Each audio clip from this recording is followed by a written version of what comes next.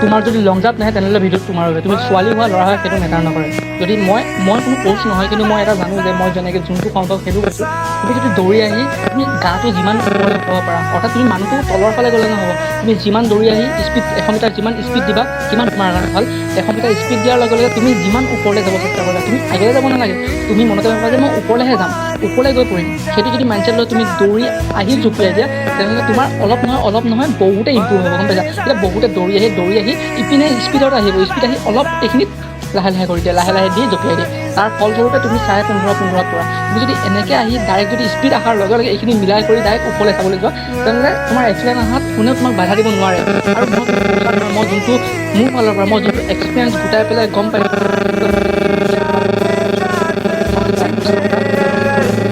আৰু AB UB ৰিলসমূহ পাই থাকিবৰ কাৰণে ফ'ল'টো কৰি ল'বা। আৰু তোমালোকৰ ছাপোৰ্ট বহুত প্ৰয়োজন এতিয়া মোৰ। বাই বাই দেই, আকৌ লগ পাম ছেকেণ্ড ভিডিঅ'ত।